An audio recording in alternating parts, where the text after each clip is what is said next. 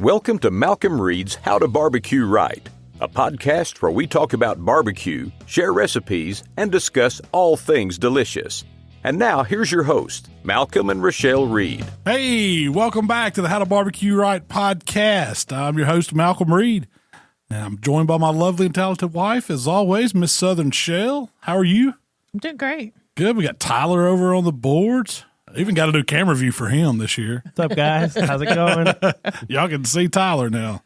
But no, we are back, right, Shell? Season 6. Can you believe? No. 6 seasons. You taught me into doing this 6 years ago, I guess. I think these podcasts are really going to be something, man. I mean, we saw, so we knew, and I'd been doing like guests on some podcasts. Yeah. I mean, I think like Rimpy, and he was probably the very first one that invited me on as a guest. And I don't know how many, that's probably, I'm showing my age. That's probably 12, 13, 14 years, 15 years ago. I bet it's at least 15, yeah. But, podcasts were a thing back then, but I don't think they weren't near as popular as they are now. Yeah. Now everybody's got a podcast. But we decided to jump in. I guess we went to the barbecue conference, National Barbecue Conference. I don't remember what city. It was in Fort Worth that year, maybe?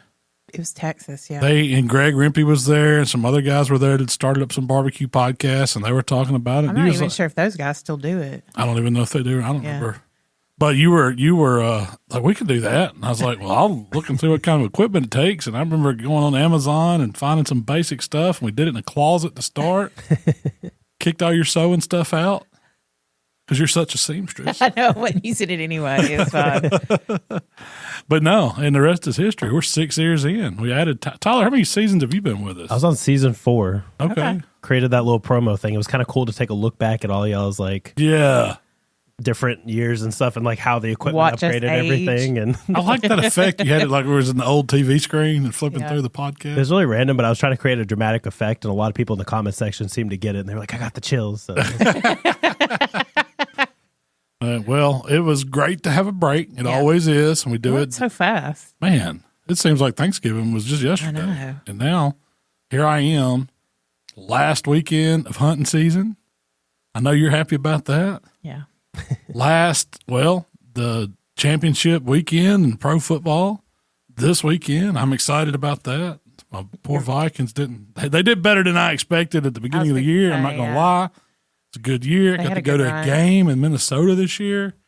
They had a good run. Won some games they probably shouldn't have. Lost some they definitely should have lost.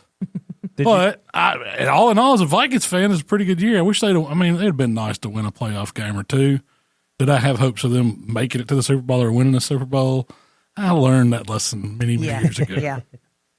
Maybe one day, but once you become a fan of a team and are disappointed over, it's like the Rebels. I get the same thing at Ole Miss. Yeah. We come out strong every year, and then we play Alabama and then lose every other game. It's fun to watch it through Michael's eyes because he's still optimistic. Very optimistic. Yeah. Well, I've got a standing thing: if the Vikings ever make the Super Bowl, I don't care if I'm 90 years, if I'm alive when I'm 90, they make it. I'm taking Michael to the Super Bowl. That'd be cool. So over the break, what was the best thing you ate? What was the best thing you cooked? The best thing, that's some weeks. So how many weeks were we off? 3, 4. Is that all? No, it was, I don't know. It was probably 6. That's a lot of food. There's a lot of good food. I'm in hunting camp and we're cooking down there. The best, I don't know if you'll agree with me, but probably the best thing that I ate was the hog jowl on New Year's Day. Man, I don't eat it like one time a year like that. What's hog jowl? Hog jowl, it's very similar to bacon. So they remove the jowl out of a hog's head. I guess it's a pretty good, the cheek meat. They cure it like they do bacon. You smoke it, and then they slice it up thin. And I wouldn't say, would you say thin? It's kind of thick cut bacon. Yeah, I'd call it thick cut bacon. And then you cook it just like bacon, but it has so much more flavor to it. It's so good. And we've tried other brands.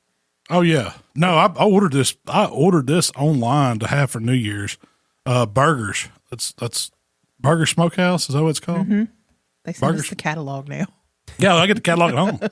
Now they're smart. They send it in like September, so I start thinking about hog jowl, and I know it sells out, so you better order it. And I guess it's really hard to find locally. It's It's really good. I ordered it 1st of December, something like that, knowing I was going to want it New Year's Day. I mean, it comes froze, so you just throw it in the freezer. I imagine it has a pretty long shelf life. Oh, yeah. I mean, bacon does. In the freezer, especially. Yeah. I've still got, I'm hoarding a pack or two. And I don't know why, because I never really think about even eating it until New Year's Day. And we eat it. I guess we eat that one for luck. Is that? No? That's for health. Yeah. Of all things. You eat the greens for money, right? Yeah. Eat the pork. So you posted a picture of like your New Year's Day lunch that I cook? Oh, yeah. Every year. I take a picture of it every year. It's one of the best meals of the year.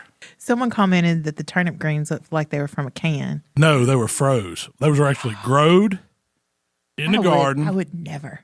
My mom grew them. Yeah, my mom grows a field of, a garden full of turnip greens just to eat in the winter. And then she picks them, washes them all day. She swears they're like, I guess, gritty or not really dirty. They just have, they grow in the dirt. So they're going to have some grit.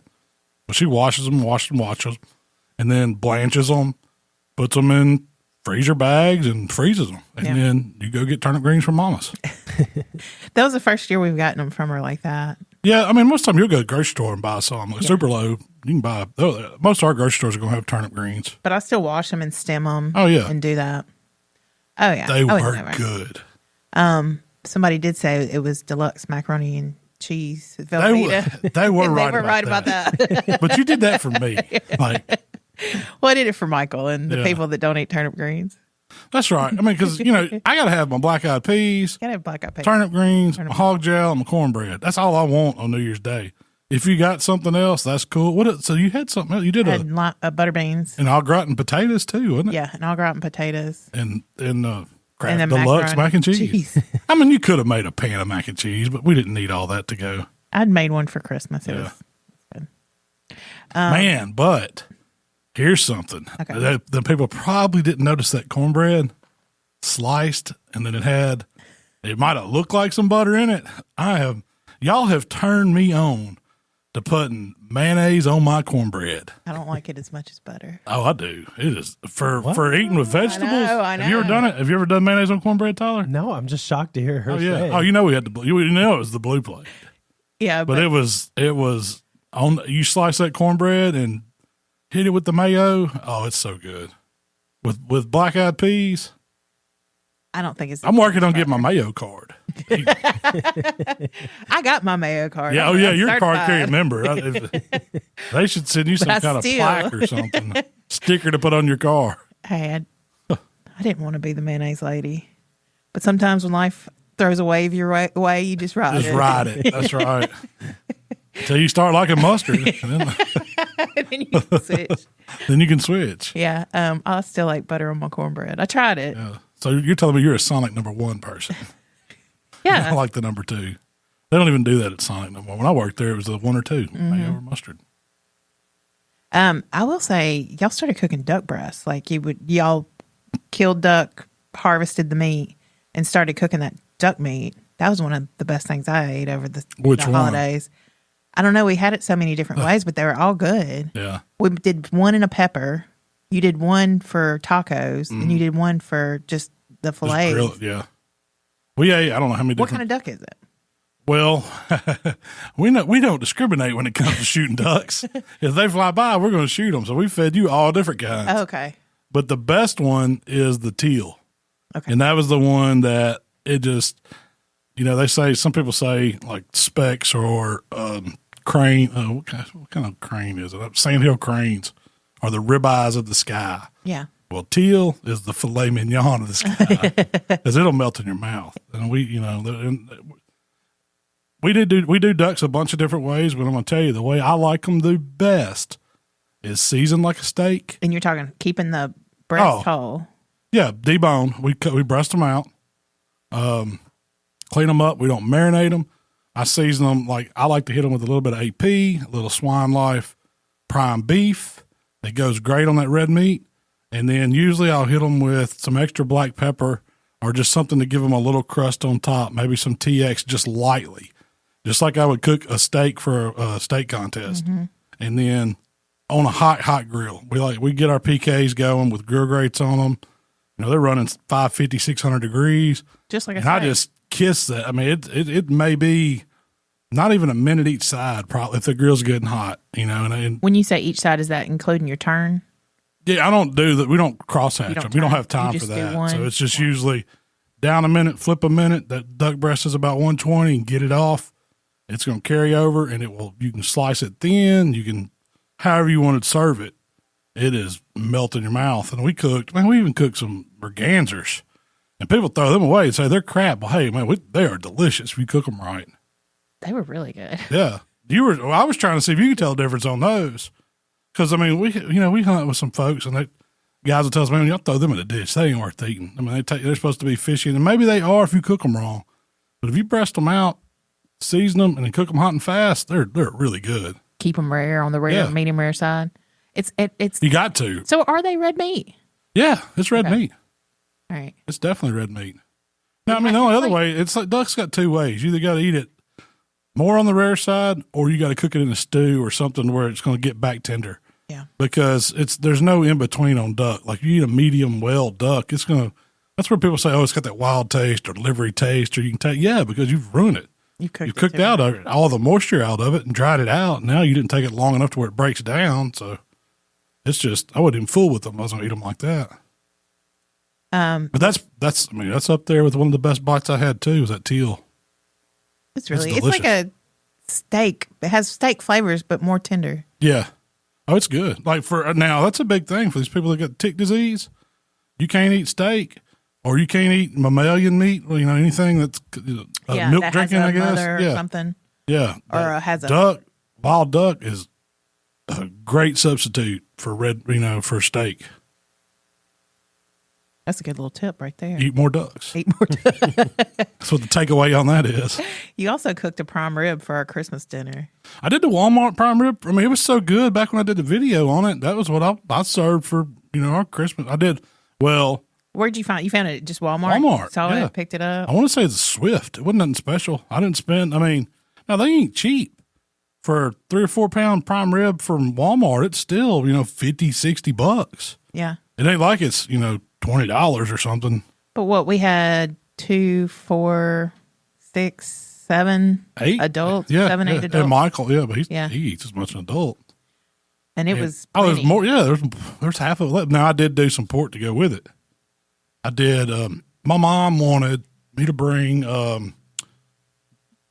She called it. I didn't do the crown roast. She asked for the crown roast, but to me that's just show.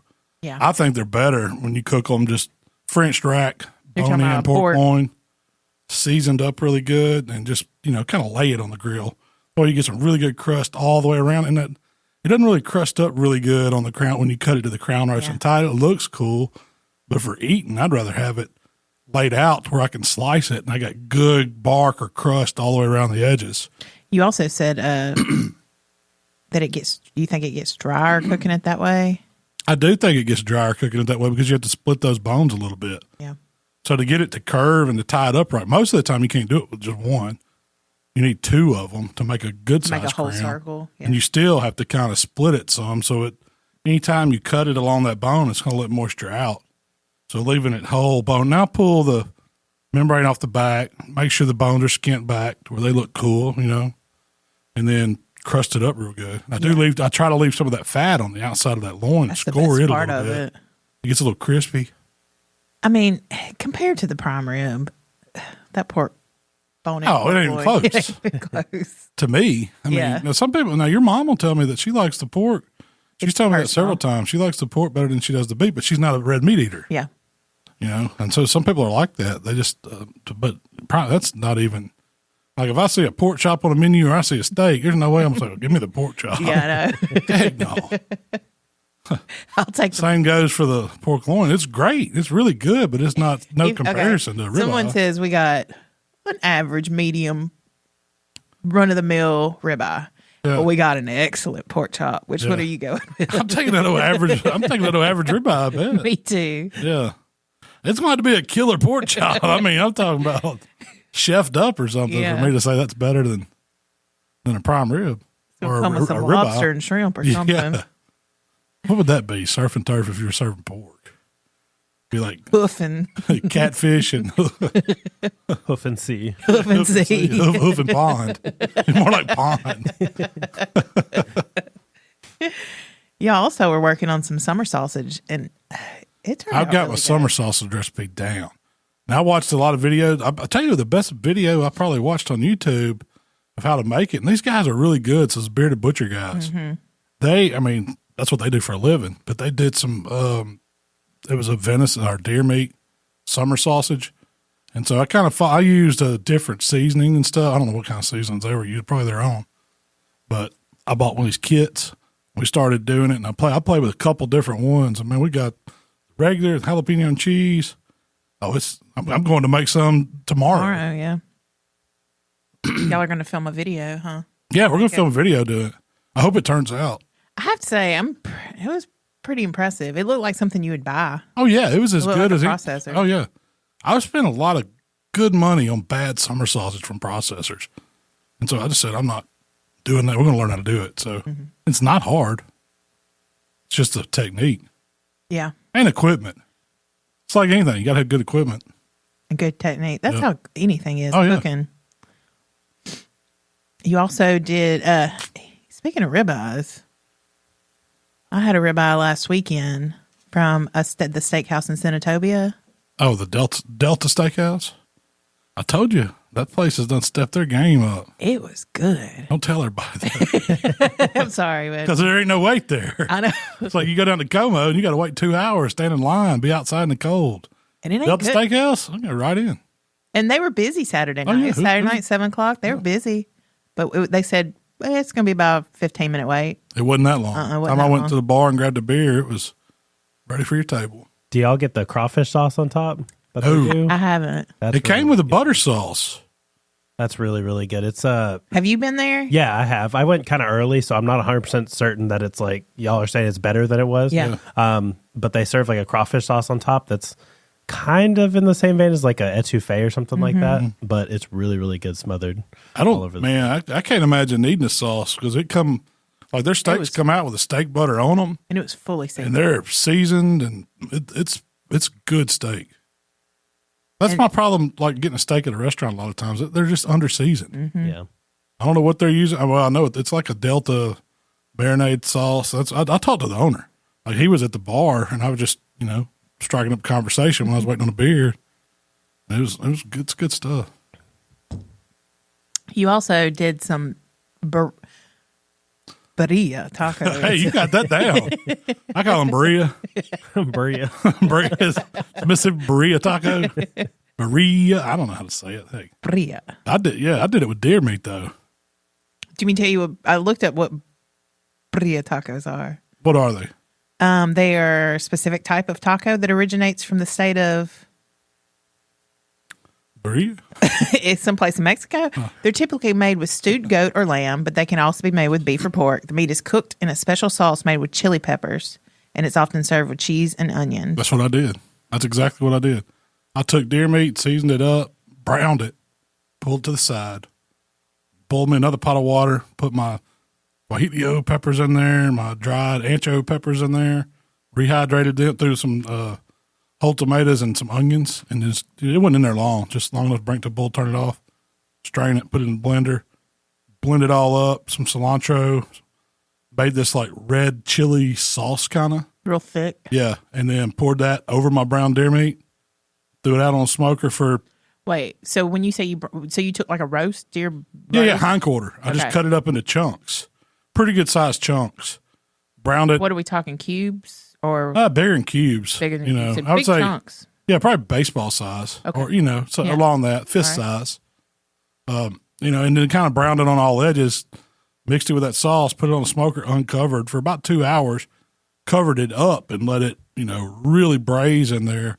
And I just kept checking it until it was it probably took it 6 hours total to break down. And what temp were you cooking it up? Did you say? Oh, like 250. 250. Yeah, you don't have to do it on smoker. Yeah, you could completely throw all that in the Dutch oven, put it in the oven, probably do it in 2.5 hours on 350. It'd probably be really good to brown it on the smoker. And you could. I mean, you could. You get better. Yeah, smoke flavor. I was just trying to get some crust on it. I knew that smoker wasn't going to do that. I wanted to really get a hard crust on it. Yeah, that's a good point. And I guess you could do it on a grill if you wanted to, get those decent sized chunks, build you a hot fire, brown that meat on that, throw it in your Dutch oven, then throw it off. So you get the charcoal flavor. That's a good idea. I have a question really quick. Where did you source your peppers? I have problems finding them. I found them at Walmart in Senatobia. Wow. Okay. On the I guess you call it the ethnic or the Mexican food aisle. Yeah. Mm-hmm. I just have problems sourcing it around. They've got one little section. It's all these little bagged up seasonings and peppers. And I found the Mexican oregano there. Wow. I seasoned it with that. I'm going to do a recipe on it. I don't know if I'm going to do it on deer. I might do it on deer, but I was thinking about something totally different. Yeah, I would do beef or pork. Something that most people have. Goat. I got dude will sell me a goat on the way to camp down there. I need you. If I show up with a goat in the back of the truck, it's going to be taco time. If you show up with a goat, we're racing them. No, he's going to be fully ready to go. You'll never know. I'll just get him clean them too. Okay. Good. Put it on ice for me. No, our Walmart is kind of a smaller Walmart, so they don't have that. But most big Walmarts will have a really nice section like that. Fernando Walmart, I haven't seen that stuff in there. That's what I'm saying. Ours is kind of small. And Super Low has a good section. Yeah, they have a whole aisle at Super Low. Yeah. I know they have it there because you talk about a dehydrated pepper and seasoning aisle. They have more than most, I'll have to check that out. But anyway, so you So after you get the meat tender where you want it, where it's falling apart, you kind of take the meat out and then you kind of skim the fat off the top of it. Some people will take it and run it back through a processor and put it back in there and warm it up. But I didn't. I just kind of ladled off the fat, left all that juice in there. And then what you do is I shredded up my meat, put the meat back in the juice, dip my tortilla shells in. You need a flat top for this. You can do it on the stove, or you can do it on Blackstone. Cast iron on stove or on a black top, some kind of griddle. And you dip your shell in the juice, kind of just float it. And I've seen people, some people, where I was looking up this, were doing that because that's how they get the fat off of it. Oh. They use the tortilla to soak up that fat off the top. Oh, so you get that good flavor. So you get the flavor on it. Yeah. So you throw that down on your flat top, grab you some tongs, put some of that shredded meat on there, hit it with some shredded cheese. You can use onion, Mexican cheese, whatever. Now, you don't put anything else on it right now. Okay. Close that dude up and then crisp it on both sides. So it's kind of like a flat top fried taco, griddled taco. It makes it all melty and gooey. Then you take it off and to serve it with cilantro and onion and lime. You open that dude up and it strings cheese is just stringing everywhere. You load it up with a little onion, a little hot sauce, and a little, cilantro. And there you go. And that's what I can say. You ladle up, you get your big ladle of all that juice and put it in a bowl. You serve it. Everybody gets their own little dipping bowl. You dip that taco in that juice, that au jus of beef that, I guess it's kind of like a consomme. It is. And you just dip it in that. Concentrated flavors. Yeah. Goodness. Man. I'm telling you, man, it's a taco game changer. It's pretty good. It's a little involved to make it, but it's worth it. Well, if you cook your meat, that's one step, and then you assemble the tacos as another. I've seen all kinds of cheating versions of it. You could do it, in a crock pot. It's basically like Mexican roast. If you think of like a beef dip or a French dip or something, it's kind of like Mexican taco dip. Taco dip. I did do some research because we're always debating about corn tortillas and flour tortillas, like which one is, and most people say you use corn, but everything I said was like whatever you like. It's just like your whiskey. Don't tell me how to eat my taco. I won't tell you how to drink your whiskey. Is that fair? What do you use? Corn or tortilla or corn or flour? I like both, but I'd prefer flour does better. I think so. Stands up to the dunking in the juice. It stands up to the griddle. Because if you're going to use corn, you got to double it. And they will have the tendency. Well, and it's corny. If I'm gonna eat that, I might as well eat a tamale. If I want it wrapped in masa, because by the time you get that corn saturated and then you throw it on the griddle, it's already getting heated up. The more you heat it up, the more it wants to fall apart. So even though that's traditionally a corn tortilla, try it with the flour. It's so much better. One other thing that you cook. More like, I guess it's like quesadilla if you use flour. Wouldn't you say? I'd rather say Bria. Okay. One other thing you cooked over the break was a whole hog with Mark Williams and Jay Craig from Outlaw on Jay's Outlaw Hog Cooking.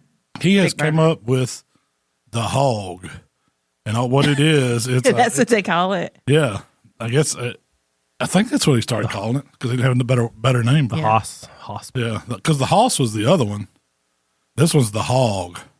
Oh, this is like the mini version that he has. Yeah, kind of. Okay. Yeah. Okay. But what's cool about so the Hoss is like the big one. Yeah, it's the big. You could do 2 freight train long one. Okay. You could probably cook 2 whole pigs on it. This one's made for cooking 1 pig. It's got a rotator, easy load, rotisserie. It's a stick burner, so all your heat's on one end. You build your fire, it flows through. What he did to make this pit special was he added doors on the bottom underneath the cooking chamber, and you have access to build another fire, so you can put these coal baskets underneath the hams, underneath the shoulders, spin it around, move them around wherever you want them. So you're cooking from not only the airflow coming in from the firebox coming over the hog, you're cooking underneath it at the same time. So it speeds the process up. So it's like and you get the flavor. Well, that's the biggest thing to me. So if anybody knows anything about the traditional way of cooking hogs, they do them on these brick pits. They build them a good coal bed. They shovel coals in it all night. They're moving those coals around, and they flip the hog so they're cooking it from top and bottom. That's the old school way of doing it. Usually they cover it up with tin or they got some kind of lid they made to trap the heat in. Well, this does the same concept as that because you don't have to flip it because you're constantly cooking on top and bottom the way the heat's flowing. And then it gives you that flavor that you're getting from that traditional hog of meat, juice dripping down on those hot coals. And that's the game changer part. Anybody could probably put some kind of heating element, get some bottom heat on it and speed the cook process. But to get that dripping and to be able to control it and to move the coal baskets where you want them, away from the loins, because you don't want to nuke the loins, but to put it on the thicker hams or the thicker shoulders or to pull it off if your shoulders get ahead. Oh, it's money. That's one thing I liked was Mark would be like, oh, this shoulder's running a little higher. It's coming up a little faster than I want it to. So he just would pull the coals or pull, you can some constantly coals. Change it. Yeah. Now you're still having to tend the fire. It's a stick burner. So you're having to put wood on it every, 45 minutes or hour, whatever, depending on how big a sticks you're using. You're still having to, so Jay's genius idea, these baskets that he puts underneath the hog go underneath the fire grate on the main fire chamber. And he's got this little rod tool where he picks those baskets up, puts them under there, catches the coals as the wood's burning. You can add a little more charcoal to it if you need to, but it pre-lights those and you just move them over under the hog. So you're constantly shuffling these baskets. It's great. It's awesome. So do you think it's a lot of work to cook a hog on that pit? No. It's not. I mean, once you see it done, you're like, wow, this is too easy. And we cook a hog in 6 hours, a whole 150-pound hog that would take us 16 on. That's a pretty rushed hog. 16 hours. A lot of hogs will take 22. That comparable size because we always cook them low and slow, and that's how most people do them. You don't have a way to speed them up. You don't want to cook a hog at 350, 400 degrees because it's going to nuke it. But we're not cooking any hotter. The pit's still running 275, 300 max, but it's got the heat from underneath cooking too. Comp hogs, or the only comp hogs that I've seen or tasted and stuff like that, have either been cooked on a water cooker, a big water cooker like Backwoods, or a big convection like an Old Hickory. Yeah. And they're cooked low and slow. They're wrapped with foil most of the cook. Oh, yeah. Most cook. Yeah, they get a little smoke on them. They wrap them up, and they're braising them in full. And then it's a lot of sweet flavors, super, super sweet flavors. This pit, or the hogs that come off of the ones y'all cook, are salty and savory and smoky. And it tastes like old school barbecue. Yeah. If you remember, I remember eating barbecue as a kid. First exposure to it, my dad taking me to one of these old barbecue shacks and getting a couple pounds of hog, pulled and crunchy. Yeah. That's how we'd order it. Oh, They give you this crunchy hot vinegar sauce that was just like vinegar, salt, and red pepper. That's West Tennessee style. And I just remember the way that tasted and the way everything smelled. you get that same effect on that pit. Yeah. The hog from the snout to the tail is delicious. Even the skin. The skin, like the skin gets crispy on the bottom, where I was like, Mark was telling me, he'd been up in Indiana cooking these with Jay, and they've cooked several of them. He actually brought that pit down. We did the Palmer home thing. I think we did a podcast with Martin, talked about it. Yeah, we did. But this was my first time like being there the entire time while they were cooking it. And he was telling me how good the skin is, and they eat every bit of it. And there's no, the only thing that's left is the bones when you get through. He's not joking. Like, we broke off skin right there, and you take some of that skin and you put some of that ham or belly meat or whatever, and you kind of wrap it in it like it's a little bite of a taco, and it all crunches and melts in your mouth. It's incredible. Yeah, I agree. It's incredible. The jowl meat blowed me away. The ham, like Mark gave me a piece. He said, "Here, try this right here." And he pulled it out, and it's stringy. I said, "Oh, man, I know that's going to be good. That's belly." And he said, "You know where that came from? It was right out of the ham." I was like, "There's no way I had ham taste like that." Most of the time, that's belly meat. Yeah. Like, you would have people thinking that you pulled that right off the belly. He pulled the loin out and sliced it, and it was it looked like a money muscle. Yeah, yeah. So that's the cool thing about this is you can expose. So we cut out the ribs, pull them back, get those, the baby backs out. So are you essentially cooking it boneless? Kind of? No, it's still got the backbone in it. Still got the leg bones, the shoulder bones. We just take the ribs and remove them so we can get to the belly, so we can build some flavor up on it, and so the loins are exposed, so we can season and create bark on the loins. And that's the hardest thing. So you got to think about it. When you take out those bones, you're exposing that meat. It can overcook if you don't know what you're doing. But we have ways that we protect it and do things to it to insulate where it won't overcook, and still at the end of it take it back and get it looking good. But you don't have to add all that sweetness to it. The injection was super simple. It's just like a salt brine injection. Put some flavor in the meat. There's no, we don't put a bunch of rubs on it when you start. It's just salt. So that's what I was going to ask you. The comp hogs that you used to cook, there was boxes of ingredients that y'all gallons of injection, pounds of seasoning. Yeah. All that going on it before it ever hit the grill. Well, when you're cooking like this with the heat the way it is, you can't put all that sugar stuff on it at the front end. It'll burn it up. It'll turn too dark. And that's why a lot of times those guys have to cover their hogs up so early. This one, we don't cover that hog up to about 4 hours. It's just riding in the smoke and in the heat, but it's just been salted. And it's not the prettiest thing at all. The skin starts getting that really golden brown look, but the meat's still real light because it just has salt on it. Mm-hmm. And then once we tint it, we never wrap it fully. It just gets tinted. You get the hams done and the shoulders done where you want them. You try not to overcook your loins.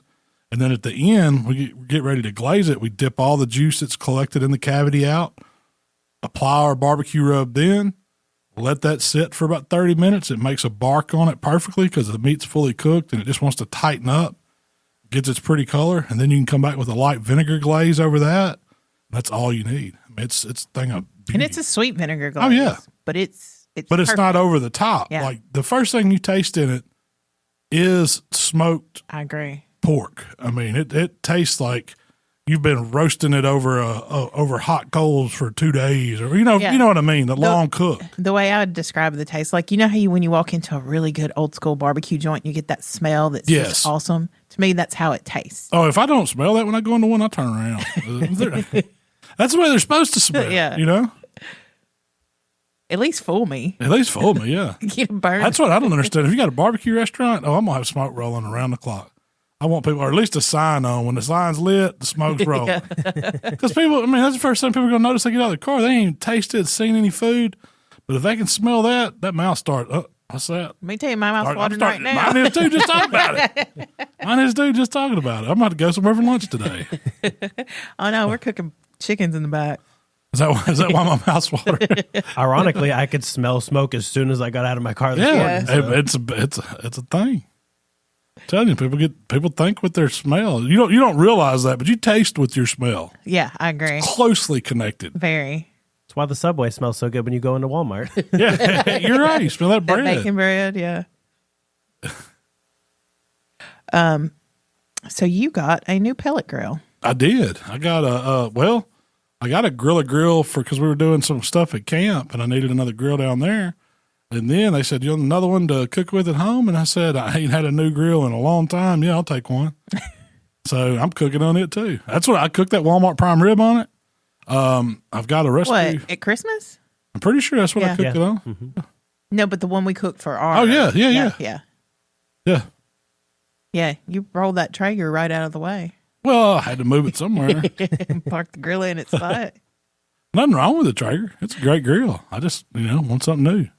I love that Traeger grill. It's been my favorite grill we've ever had. The 1300? Yeah. The old school one. Yes, the one that I've cooked on the most. I don't even have the new one at the house. Like, I'm just not a fan of it. Yeah, the brand new one. Yeah. We've got one we can't get to run. And I'm a Traeger dealer. I don't know what's up with this. Got rid of my main man. My main tech man that I call. He's gone. So yeah. But anyway, I'm interested to try out that new Grilla. Is it Silverback, right? Yeah, it's Silverback. Yeah. See if I like it as much as I like the Traeger. My only drawback to it, I wish it was the size of that 1300. Yeah, it's a little smaller. I need more space. Yeah. To get started on pellet grill, I highly recommend them. Price point's awesome on it. What is the price point? Give me Google it. $7.99 or something like that for the basic one without the Wi-Fi. I think. Yeah. Delivered. I was about to say around Christmas time they were doing like a deal that you could get that and their flat top. They got a flat top or a propane top or something that they're selling. You could have got 2 in 1 for like $1,000 or something like that. Crazy deal. But yeah, no, they're good. They're great cookers. I mean, we've worked with Grilla before. Yeah, I've known the guys for a long time. We had a Kong. I had a Kong. Yeah. I still got a Kong. I just let Uncle Pookie cook on it. He's playing with it at his house. I know where it's at if I need to go get it. Yeah. Well, I got a green egg, so I mean. And you don't really use the green egg. I'm looking for some more grills. I'm ready to roll some more out and get some new ones. The way I look at it, you gotta be flowing new ones. Yeah, if I'm going to cook recipes and share them with people, I got to cook them on different grills. So, yeah, what's the next one I need, y'all? Y'all let me know. Yeah, that's a good thing. You're adding to the collection. Yeah. Please send all emails to Tyler at how to. Yeah. I mean, that's right. And I mean, we're playing. I'm not saying I'm going to cook on that grill forever, but I'm going to cook on it while it's new. Yeah. Wear the new off of it. Wear the new off of it. I put them to the ringer, and I'm honest. If I don't like something about it, I'm going to let you know. Why not be? You know what I mean? I'm not going to say, oh, this is the best grill ever. You need to sell the one you just bought and go buy this one. No. I mean, if it cooks, it cooks, but I'm going to be brutally honest about it. I'll tell you this. I hooked that grill up to the Wi-Fi first time, and that joker works everywhere. Really? Like I have had zero issues. I can turn it on. And you've never been able to connect with some of the other ones. The Traeger one never did get connected. The Memphis grill, I never got it connected. Yeah. They overcomplicated things. Like don't want to find the right Wi-Fi. It's like it's right there, like inside the window, right there. Grilla found 5 Wi-Fi networks. I was like, oh, it ain't that one. It ain't that one. Definitely ain't that one that says FBI surveillance. I don't know whose that is. We do have like a neighbor that's got theirs. It says FBI surveillance. I mean, that thing's picking up frequencies. Yeah. But it picked up, my signal was strong. I mean, and I did like that about it. Yeah. I can turn it on right now. You can pull my phone. Really? Yeah. From here? That's the only one I know of. You can start it. And I don't know if that's good or bad, honestly. I know. That seems I can see people like, what if that thing fails at night? It's climbed up in there. Yeah. What if the cat's done got in it? What if, I really think the instructions should be go open the grill, make sure it's clear to light before lighting it. Because just being able to cut that joker on, I know what they're thinking. I'm saying, I could get up in the morning, prep me a bud or something. I know I want to get it done a certain time. I can go ahead and sit it on the grill. Maybe an hour, hour and a half or 2 hours, and then start it up. If the weather's right, you see what I'm saying? Yeah. Or I can have it hot and ready when I get home. But you probably need to put your camera on it and check that, dude. Make sure nothing's in harm's way. I've seen those videos of them building up pressure from not lighting, and then it does light or something, it blow up. You always tell me to keep it open until it gets lit or something. I've always done my pellet grills like that. I don't I want to see smoke coming out. Why? Well, because I want to make sure I got good clean ignition instead of just building up gas in there. Gotcha. Because if it's getting trapped, what kind of gas is it? I don't know. I'm just saying, what causes those grills to blow up like that? Yeah, they're building up pressure some kind of way. That's the only thing I can think of. And if you got a bunch of grease in there and you ain't clean it and you just start it up, when you said a lot of stuff could go wrong if you ain't got eyes on it. I get that. When you said, hey, a lot of stuff can go wrong when you got eyes on it. That's true. When you said we put that Traeger through the ringer, I was thinking about the time I cooked that Wagyu burgers. Oh, yeah. We took Wagyu brisket trimmings, ground it. I made burgers with it. Didn't mix it with anything else. It was pretty much 50-50. Yeah. 50% fat, 50% lean. You talk about raining down some grease and ready to fire. It did. It did. Yeah, it caught did. on fire. It caught on fire. It took us forever to get it cleaned up, but I wouldn't recommend anyone doing that. So what do you think about the Silverbac so far? So far, so good. I mean, I've cooked on a bunch. I mean, Mark's had one.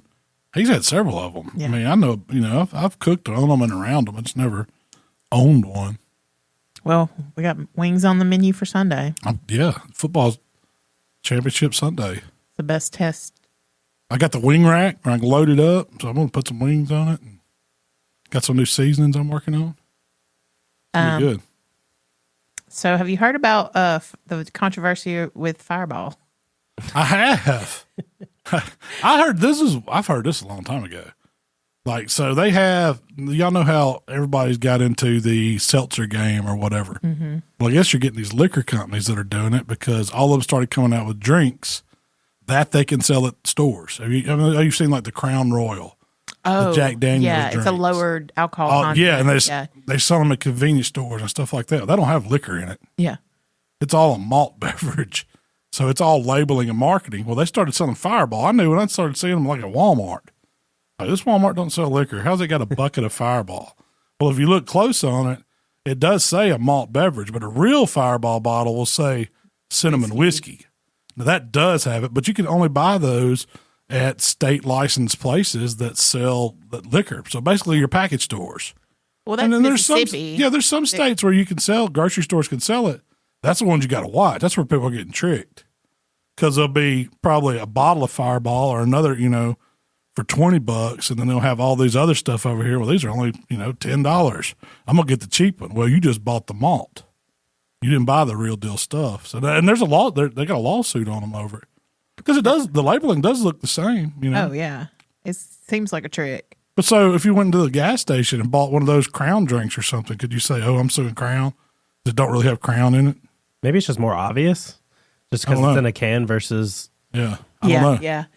Because they look almost identical. Yeah. Oh, they do. And they sell those little like Jello shots and stuff like that as well. So those don't have Jello shots? Yeah, we used to sell at Clark. I can't remember what the company's called, but they literally come in like a little clear thing that looks like and all kinds of different Jello shots and stuff that they sell. It's not really stores. Vodka or. That's when we went to the College World Series. That's how they were selling their Jello shots in those little cups. You peeled back. Yeah. Slurp. That's what it's called. Slurp. Yeah. It was like a ranch dressing. You peeled off the top. Yeah. Yeah. It was at that one bar where they get all the tallying up of the shots. I was highly disappointed in that. I was wanting some fully loaded, Jello a real shots. Jello shot. No. You give me this tearaway stuff that has no alcohol. No wonder you sold 16,000 of them or whatever. So speaking of booze, somebody sent me 3 bottles of Woodford Reserve. 1 bourbon, 1 rye, 1 oak bar. Oh, it's had my name on the address. Yeah. No note. I don't know where those came from. I don't either. Because I'm used to you getting weird stuff. The reason why it's odd to me is, and it looked like it was professionally packaged. Like these bottles were in some shipping type things. I've tried to order stuff in Mississippi, and they won't ship me liquor. And so for you to get 3 bottles of Woodford sent to you, I was like, you got an admirer or something. I know. They didn't say nothing about, here's you some Woodford, Malcolm. It probably would have been something from a promotional thing. Yeah, maybe it is. Yes, I don't know. It didn't say, but it was a bottle of rye, a bottle of regular, and then a bottle of double oaked. Yeah, I mean that's some good drinking brown water right there. I got an admirer that wants me drunk. I did the Buffalo Trace sampler pack. You like your yeah. You hadn't opened them yet. I'm gonna let you drink those. You got to guinea pig those. If anybody knows who sent us the Woodford, let us know. We'd like to at least send you a thank you note or pay it forward some kind of way. Real quick, speaking of packages delivered, Mitchell Bedwell sent us a gallon of blue plate. That was the one thing I was fixing to get you. I was like, what? So during our break, conservatively, what was your mayo usage? I'm saying over under is 2 gallons. I don't go by the gallons. So, but now that you can get it by the gallon, so how much do you think? I said at least a minimum of 2. That'd be eight bottles, eight regular mayo blue plates.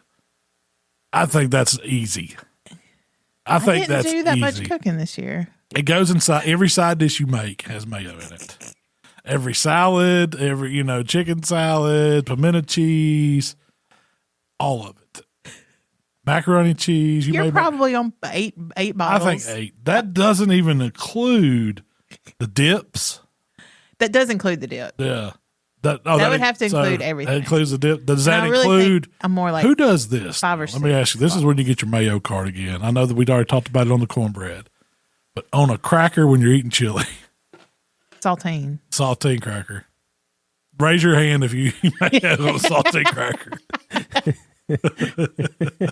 You cannot lie. Have you ever tried it? No. Mayo on a saltine cracker. That is like with chili. In the mayonnaise? I eat sour cream with my chili. No. She smears blue plate on a cracker. Like she'll get her 4 or 5 crackers with a bowl of chili. But she'll get the blue plate jar out and put some mayonnaise on each cracker around her little bowl and plate. We're just going to air out everybody's dirty secrets here. No, I just want people to experience this. I mean, you're pretty, But you put the chili on top of the mayonnaise on the cracker. That's what I was curious. Okay. Yeah, and then you take your spoon and then I didn't know if it was like a chaser, like you. If you try this, take a picture and post it to the community. If you try mayo on a cracker with a bowl of chili, it's really good. It is. Sour cream and cheese is my go-to for chili. You don't even need the sour cream and cheese and all that. You just want a bowl of chili, mayos, and crackers. Dollop of mayo. Do you put mayo in the chili? I mean, I have before. You have before. I mean, hey, each his own. So those people in the community that put it like at the bottom and then I think pour the chili on top of it. And then I don't know if you mix it up after that or have you never seen that? No, like a ice cream scoop of mayo in the bowl and then chili on top of it like it's rice and gumbo? Yeah, it's pretty weird. Shell is going to try that.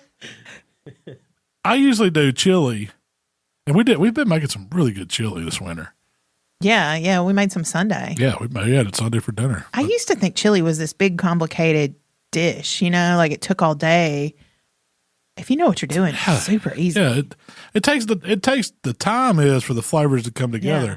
Because I brought the bowl of the chili the next day for lunch, and it was better the next. Chili's one of those things; it's always better the next day. But it's done, and I don't know. You make chili in 2 hours. Yeah, but I mean the prep. A lot of times, I'll buy frozen onions. If I'm doing it fast. Yeah. If I'm doing it fast, I mean I can put a pot of chili together in 15-20 minutes, and then you just let it simmer for Oh, usually I dice the vegetables, so I'll dice a poblano and jalapeno and a whole. It depends on the size of the onion. There's a really large onion or 2 small onions. By the time I get everything diced up, you've got the meat brown. You're ready to add the veg. Then you do your dumps with your tomatoes and sauce, season it, and then let it simmer down, and that's it. That's it. It's that easy. And I like adding those poblanos and the jalapenos. Oh, yeah, it gives it a nice little depth. Yeah. I mean, you could, if you want the heat to stay away, you could use bell pepper. Yeah. Or if you just want, but I like the different flavors because you can taste the poblano, you can taste the jalapeno, and they're not. I de-seed them and chop them fine. So it's not like it gets super hot. Yeah, the poblano is not. Like we even now you don't like hot stuff. You're about a mild on a spice level.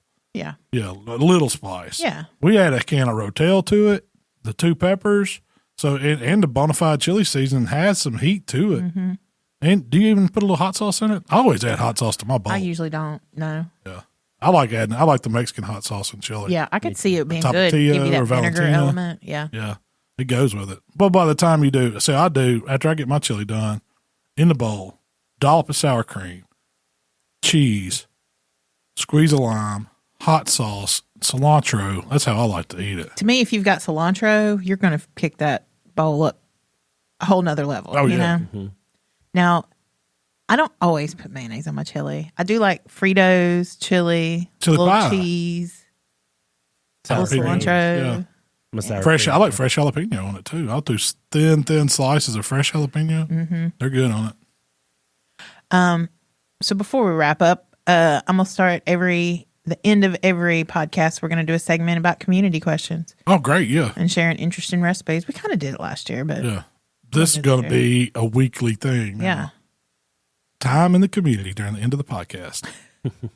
Brought to you by nobody. Just us. So here's a question. Let's say I need to make enough smoked chicken to shred for 75 people to have tacos. Need to transport it. That's a lot of chicken. Yeah. I need to transport it to the venue and have it sit for about 30 minutes while they set things up. So the question is, what kind of chicken would you smoke for this? And how would you transport it? I'm doing whole chickens, and I'm probably going to do 8 of them just to make sure. How much? So what do you estimate one chicken would feed? Well, if that's your only meat, it seems so. Like normally, I would say a whole chicken would feed 4 people. Okay, because you got 8 pieces. Okay. But it's a whole chicken, so you get a little more. But that's kind of heavy for a taco because you got to think a shredded breast ought to make 2 or 3 tacos. What do you think? How many tacos? The question is how many tacos you estimate per person. You probably need to estimate at least 4 ounces of meat, 4 to 5 ounces of meat per person. I doubt anybody's going to eat 8 ounces, but that'd be a lot. Yeah. But that would probably get you there. But I figure, on an average chicken, you ought to be able to feed at least 4 or 5 people 2 tacos apiece. Yeah. That's what I would think. So you're talking 70. 75. So I would do 8 whole chickens. I think that ought to get it, right? If I do 75 divided by 5, that gives me 15. It's got to be more than that. Huh? Well, I'm thinking 8 people. 8 a chicken, 64. Yeah, you might not do 10. I don't know. This is off the top of my head. I'd have to put pen to paper. Yeah. Anyway, you need a lot. You got to have a cooker that can cook. But I would definitely do whole chickens. I would too. That would be easier. They're so much better. They're so much better. So much juicier. Here's what I would do. And I think I answered this question. Oh, okay. In the community, if you want to read what I put. But I would smoke them. I would pull them and I would vacuum seal them if I had access to a vacuum sealer. Then I would have a cooler on standby because if I don't have a Cambro, he said he didn't have a Cambro, I would get me some water boiling hot, pour it in that cooler, let it hang out with the lid closed a few minutes to preheat that cooler, dump that hot water out in the sink carefully, dry the cooler out real quick, and get my chicken in there. And then if you need some space to take it up. Yeah, you're making a hot box, and it's going to hold that chicken. But having it in the bag keeps it juicy. You could add a little bit of juice if you need some chicken broth, or you catch some. Like a lot of times what we'll do is we'll take the chickens up in pans, and it leaves a lot of that juice in the pan after the whole chickens have been in there. The cavity's full of juice. Try to collect that in that pan. You can add that back to that bag that you're vacuum sealing up to keep some moisture in there. If I don't have a vacuum sealer, I'm using Ziploc bags, squeezing all the air out because I don't care what you say, the Ziploc bag or keeping it in the bag, shredded keeps it way more moist and it tastes closer to it does as soon as it come off the pit. You could easily reheat those if you had to. Now, if you've got just a little drive time and a little setup time in that preheated cooler, it's going to be perfectly fine. But if you had to reheat them, a sous vide bath or boiling water, something like that, it's easy to do. I'll put a bag in the oven. I don't know if that's. You can even do it, pop it in the microwave, just not long. Yeah. Just do it 30-second burst. Don't just put it in there and put it on 5 minutes. But that's the easy way. Now, if you don't want to bag it, I would definitely pan it, plastic wrap, and then foil. Do something to trap. Foil itself is not great at trapping in all the heat, but once you put the plastic wrap over it and the foil, it'll trap it. So yeah, much better. But the preheated cooler is the way to go if you got to keep it for an extended amount of time. And with that much chicken in there, we're talking. I'd probably put two whole chickens to a bag. That way, when I dumped it out, I had me a decent pan.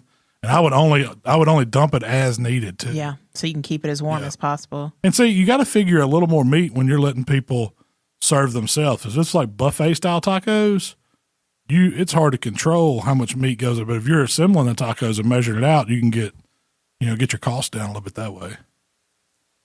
You can estimate it a little better. To me, smoked chicken done like that is one of the easier things to serve. Oh yeah, and people love it. People go crazy over it. Heck yeah, especially if you have really a taco bar there. Yeah. You're probably going to have something else to go with it. I mean, Yeah. Did you see the sushi pizza? Yeah. See that? I did. That's not my jam at all. It's a bunch of raw fish. You would try it. Heck yeah, it looked delicious. So was it a rice crust? I know I saw the like roll around it. I saw that, but what's rice? Yeah, as the actual crust? I don't think of the any pizza. of it was cooked. I mean, the rice was cooked, and then assembled. Yeah, but they spread rice out flat and then used for the edge of the crust. They used the seaweed rolls. Yeah, and then all your other fish and everything else was kind of as the pizza topping. I don't know about that. Ain't my jam. Oh, it looked good. Either you're into the raw fish or you're not, I guess. I mean, I'd have to be the right amount of sake on that one. I'll try anything once. Yeah, I'll try anything once. Okay. So I think this is a great question because I feel like a lot of people, especially when they're starting out, get a little caught up in temperatures. So this person's making a chicken breast, chicken leg quarters, and ribs. And the recipes that they're following, one says cook it at 300, one says cook it at 275, and one says cook it at 225. And he's wondering, does he have to cook them all separately? No, I definitely would not cook chicken that low.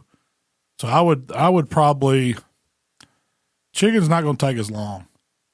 So what I would do is I'd start my ribs out if he's wanting to get smoke on the ribs. This is a good tip. If you want to get smoke on the ribs, start them out on the smoker, get your smoke on them, cook them to where you're going to wrap them. And then you could even get the ribs done ahead of time, hold them, then cook the chicken because the chicken needs to cook at higher temp. It needs to be 300 and up, and it should be hour to 2 hours tops, depending on, how close to 300 you are. Do you think ribs are better after they hold for an hour, 2 hours? Definitely. Definitely.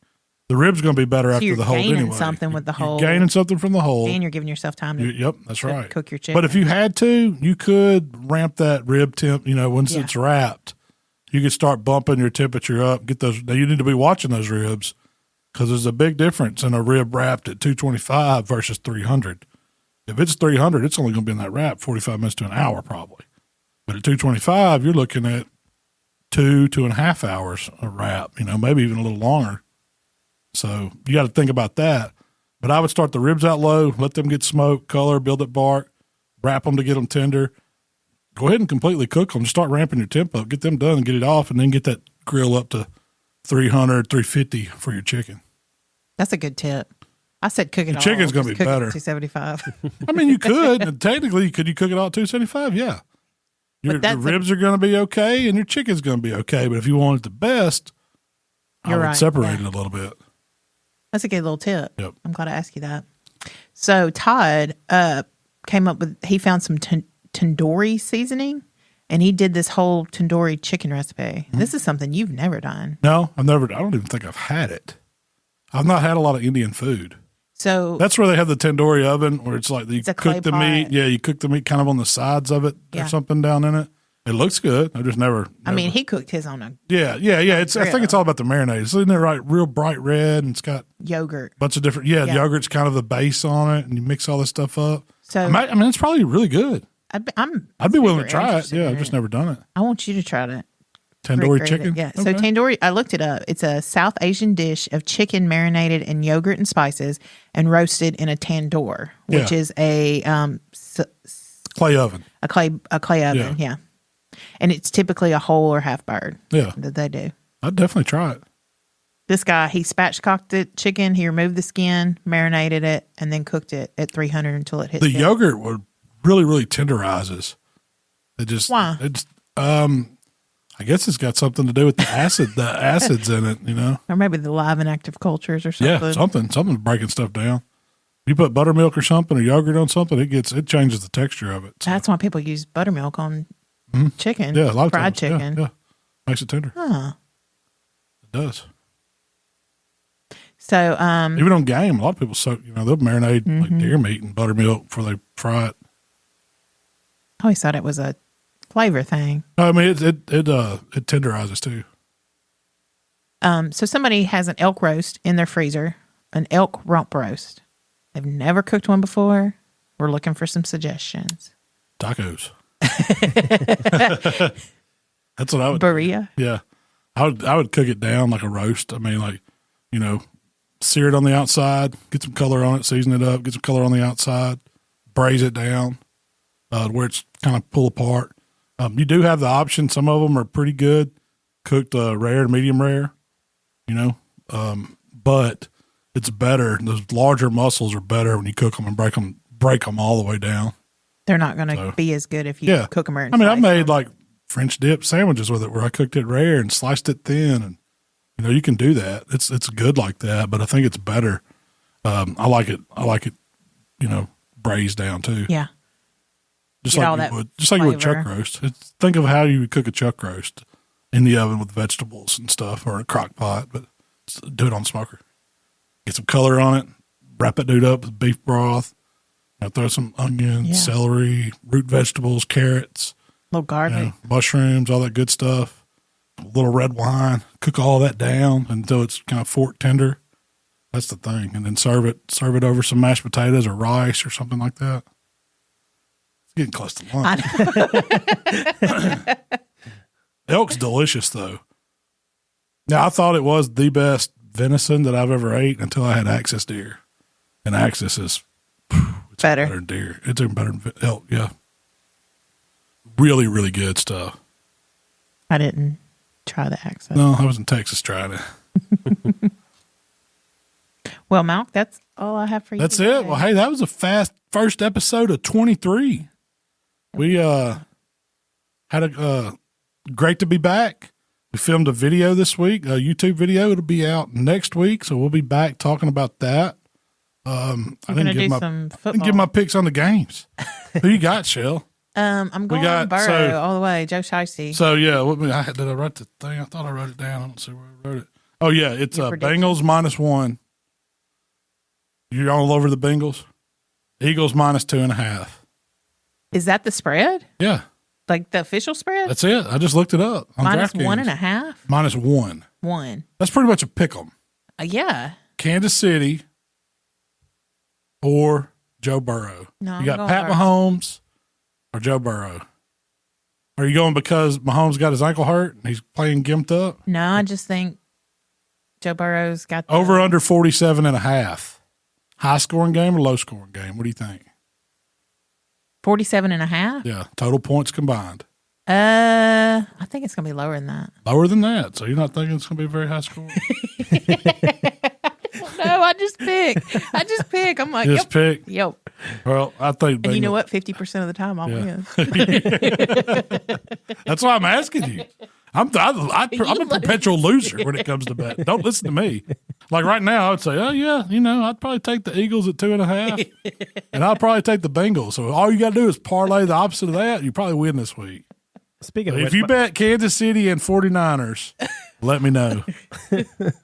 Our Grizzlies are on a 3 losing streak right now, so I could really afford for you to you need to place tonight. Some bets on the head over that the opposite line. team. Who are they playing? They played Golden State last night. Didn't they? We lost by 2 points. The refs absolutely are on the Warriors' payroll. Absolutely, you cannot convince me otherwise. But we played a really good game last night. Well, I got this weekend, and then 2 more Super Bowl, and then it'll be time to watch the Grizzlies. This is my boringest time in the NBA to me. It doesn't get good till play. We're still a long ways from playoffs. Yeah. They play so many games. It's like, these guys are just going through the motions now. It's winter. They're wanting to go to the Bahamas or Jamaica and hang out. Having to fly all over the country. They have the All-Star game. that has been the hardest part about playing there, Yeah. All the travel and everything that goes with that. If they only had 17 games, be a lot more interesting each game, wouldn't it? Yeah. But you'll have March Madness coming up. That's a couple weeks. It won't be long. Got to get to February 1st, but we're almost there. Well, Tyler, where can they find us? Make sure you guys check out the HowToBBQRight.com, and we're also posting recipes over on H2QShop.com. A lot of the TikTok recipes y'all have been asking for are over there. You can also download the How to Barbecue Right app on the Google Play Store and the Apple Store, where all of Malcolm's favorite recipes are right at your fingertips, right on your cell phone. All right, and don't forget, y'all, join that community. If you got questions and stuff, we're going to start asking more of those here, answering more of them on the podcast. Yeah. We also try to jump in the community, answer stuff, but there's a lot of wonderful people in there and everybody's willing to share give you advice on how to do something. There's no question that's dumb. If you don't know it, ask it. And if anybody gives you a hard time, let me know. We'll kick them That's out. the way around. Well, we appreciate everybody hanging out with us. Shell, anything else to add? All right, we'll see y'all next week. We gone.